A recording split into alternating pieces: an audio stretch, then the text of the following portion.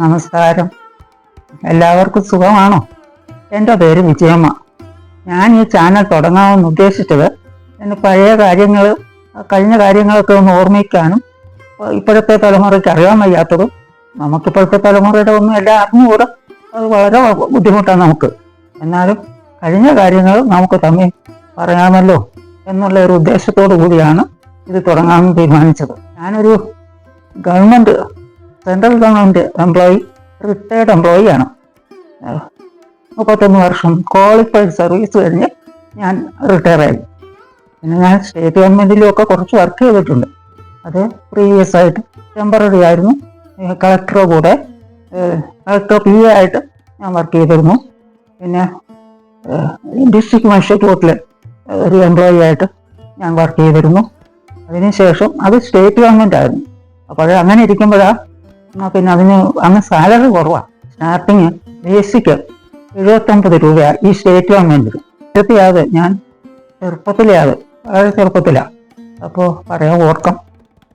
അന്നത്തെ കാലത്ത് ഈ പെൺകുട്ടികൾക്കൊരു ജോലി എന്ന് പറഞ്ഞാൽ ഭയങ്കര പുച്ഛമാണ്. പെൺപിള്ളേരല്ലേ, എന്തിനാ ഈ പെണ്ണിനെ ഇങ്ങനെ ജോലിക്ക് പറഞ്ഞയക്കുന്നത്?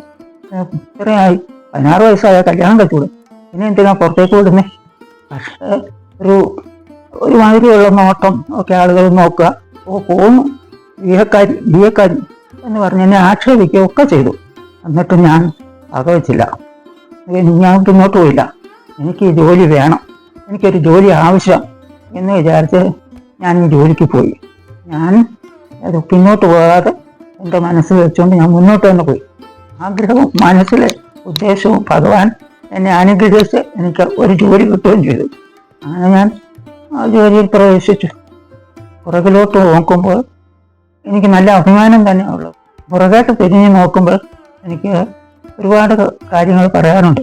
പഴയ കാര്യങ്ങളും ലോകത്ത് വന്ന മാറ്റങ്ങളും ഉത്സവങ്ങളും അതിൻ്റെ പല പ്രകാരത്തിലുള്ള വ്യത്യാസങ്ങളൊക്കെ ഉണ്ട് ഒരുപാട് പറയാനായിട്ട്. അടുത്ത എപ്പിസോഡിൽ വിശദമായിട്ട് ഇതിനെപ്പറ്റി സംസാരിക്കാം. നിങ്ങൾക്ക് ഇഷ്ടമായെങ്കിൽ ഇതിനെ ലൈക്ക് ചെയ്യുക. ഈ യാത്രയ്ക്ക് നിങ്ങൾക്കും പങ്കുചേരാം. സബ്സ്ക്രൈബ് ചെയ്യാൻ ഇഷ്ടമുള്ളവർക്ക് അതും ചെയ്യാം. നിങ്ങളുടെ ജീവിതത്തിലെ അനുഭവങ്ങളും ഓർമ്മകളും എല്ലാം താഴെ കമൻറ്റ് ചെയ്യുക. നമുക്ക് ഒരുമിച്ച് യാത്ര ചെയ്യാം.